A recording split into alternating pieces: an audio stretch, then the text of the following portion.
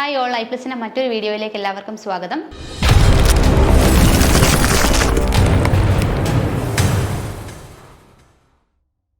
ഇന്ന് നമ്മൾ ഡിസ്കസ് ചെയ്യാൻ പോകുന്നത് ഓവർസിയർ ഗ്രേഡ് 2 2020 നടന്ന ക്വസ്റ്റ്യൻസിൻ്റെ അടുത്ത കുറച്ച് സെറ്റ് ഓഫ് ക്വസ്റ്റ്യൻസ് ആണ്. ഓക്കെ, അടുത്ത question, which short key does the work of ortho? അപ്പോൾ ഓർത്തോ നമ്മൾ എന്താണ് 90 ഡിഗ്രി ലൈൻ സ്ട്രെയിറ്റ് ലൈൻസ് വരയ്ക്കാൻ വേണ്ടി നമ്മൾ യൂസ് ചെയ്യുന്ന ഒരു മോഡാണ് ഓർത്തോ. അപ്പോൾ ഇതിനൊരു ഷോർട്ട് കീ ഉണ്ട് അല്ലേ, ഷോർട്ട് കട്ട് കീ ഉണ്ട്. ആ ഷോർട്ട് കട്ട് കീ ഏതാണെന്നാണ് ചോദിച്ചിരിക്കുന്നത്. Option A F6, option B F7, option C F8, option D F9. ഇപ്പോൾ ഓർത്തോയുടെ ഷോർട്ട് കട്ട് എന്താണ്? F8 ആണ് ആൻസറായിട്ട് വരിക. അപ്പോൾ ബാക്കിയുള്ള ഷോർട്ട് കട്ട് കീസും കൂടി ഓർത്തിരിക്കുക. അപ്പോൾ ഇമ്പോർട്ടൻ്റ് ആയിട്ടുള്ളതൊക്കെ ഒന്ന് ഓർത്തിരിക്കുക. അതായത് നമ്മുടെ സ്നാപ്പ് F3 ആണ്, അതുപോലെ ഗ്രിഡ് മോഡാണ് F7, F9 എന്ന് പറഞ്ഞാൽ സ്നാപ്പാണ്, F10 പോളാർ ആണ്. ഓക്കെ, അപ്പം പഠിക്കുന്ന കൂട്ടത്തിൽ ബാക്കി ഇമ്പോർട്ടൻ്റ് ആയിട്ടുള്ളതും കൂടി ഒന്ന് ഓർത്തിരിക്കുക. ഓക്കെ, അടുത്ത question, dash command allows to shrink or enlarge the already existing drawing about a base point. അപ്പം എന്താണ് ചോദിച്ചിരിക്കുന്നത് ഇവിടെ?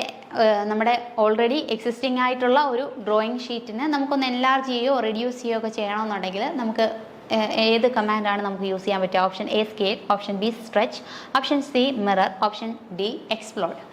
അപ്പോൾ ഈസി ആയിട്ട് നമുക്ക് ചെയ്യണമെന്നുണ്ടെങ്കിൽ നമുക്ക് സ്കെയിൽ കമാൻഡ് യൂസ് ചെയ്തിട്ട് അതിനെ എൻലാർജ് ചെയ്തോ റെഡ്യൂസ് ചെയ്യുകയോ ചെയ്യാനായിട്ട് പറ്റും. ഓപ്ഷൻ എ ആണ് സ്കെയിൽ. അടുത്തത്, the drawing area can be defined by using dash command.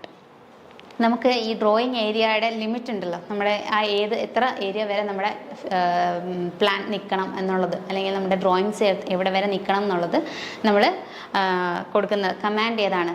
Option A layers, option B limits, option C dimension, option D hatch. അപ്പോൾ ഇതിനകത്തിൽ നമ്മൾ ലിമിറ്റ്സ് വെച്ചിട്ടാണ് ആ ഒരു എവിടെയാണ് ആ ഡ്രോയിങ് ഏരിയ എന്ന് ലിമിറ്റ് ചെയ്യുന്നത്. ഓപ്ഷൻ ബി ലിമിറ്റ്സ് വെച്ചിട്ടാണ് നമ്മൾ ചെയ്യുക.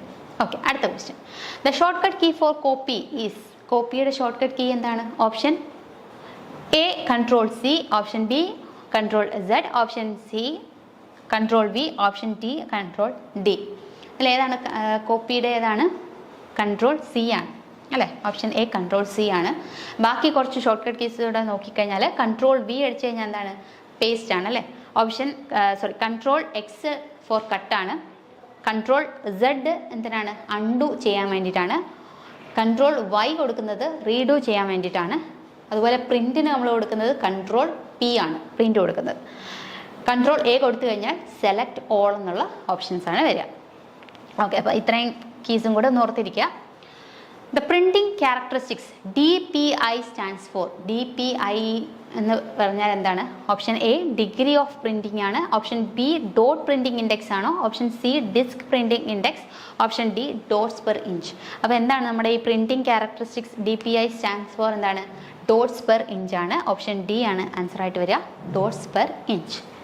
ഓക്കെ, അടുത്ത question, what is the value of 1 horse power in metric system? അപ്പോൾ ഇവിടെ ഒരു തെറ്റിപ്പോകാനൊരു സാധ്യതയുള്ളത് മെട്രിക് സിസ്റ്റത്തിൽ ഒരു വാല്യൂ, അല്ലാതെ നമ്മൾ സാധാരണയായിട്ട് പറയുകയാണെങ്കിൽ ഹോഴ്സ് പവറിന് ഒരു വാട്ട്സിലൊരു വാല്യൂ ആണ് പറയുക. അപ്പോൾ ഇവിടെ option A 750 watts, option B 746 watts, option C 735.5 watts, option D 735 watts. അപ്പോൾ മെട്രിക് സിസ്റ്റത്തിലായതുകൊണ്ട് തന്നെ ഹോഴ്സ് പവർ 1 ഹോഴ്സ് പവർ എന്ന് പറഞ്ഞാൽ 735.5 വാട്ട്സ് ആണ്. കറക്റ്റായിട്ട് ആ വാല്യൂ ഓർത്തിരിക്കുക, കാരണം ഓപ്ഷൻ സിയും ഓപ്ഷൻ ഡിയും 735 ആണ് തന്നിട്ടുള്ളത്.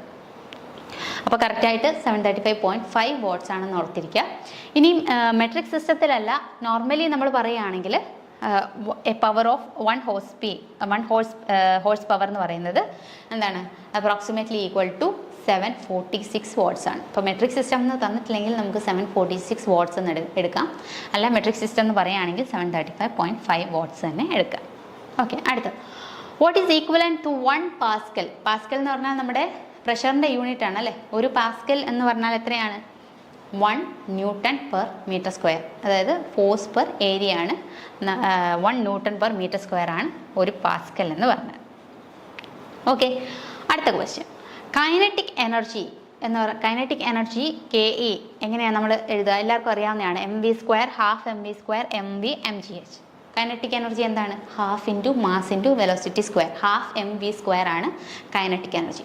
അതുപോലെ തന്നെ നമ്മൾ പൊട്ടൻഷ്യൽ എനർജി എടുക്കുകയാണെങ്കിൽ mgh, ഹൈറ്റിനെ ബേസ് ചെയ്തിട്ടാണ് mgh ആണ് നമ്മുടെ പൊട്ടൻഷ്യൽ എനർജിയുടെ ഇക്വേഷൻ. അപ്പോൾ ഈ രണ്ട് വാല്യൂസും ഒന്ന് ഓർത്തിരിക്കുക. അടുത്ത ഒരു ക്വസ്റ്റ്യനോട് നോക്കാം. The surface area of a sphere is 36 pi cm².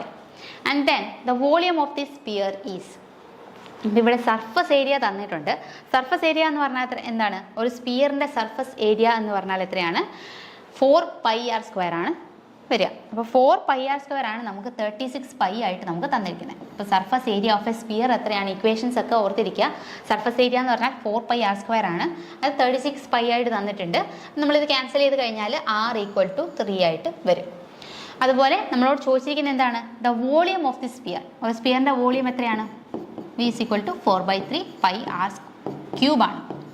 അപ്പോൾ ആറിൻ്റെ വാല്യൂ കിട്ടിക്കഴിഞ്ഞാൽ സബ്സ്റ്റിറ്റ്യൂട്ട് ചെയ്യുക. നമുക്ക് എന്ത് വരും? നമുക്ക് ഡയറക്റ്റ് ആൻസർ വരും. 36 pi ആയിട്ടാണ് ആൻസർ വരിക. ഓക്കെ, ഈസി ആയിട്ടുള്ള പ്രോബ്ലംസ് ആണ് ചോദിച്ചിട്ടുള്ളത്. ഇക്വേഷൻസ് മാത്രം അറിഞ്ഞിരിക്കുക. ഓക്കെ, അപ്പോൾ ദാറ്റ്സ് നമ്മൾ ലാസ്റ്റ് ക്വസ്റ്റ്യൻ ഡിസ്കസ് ചെയ്തു. Thank you so much.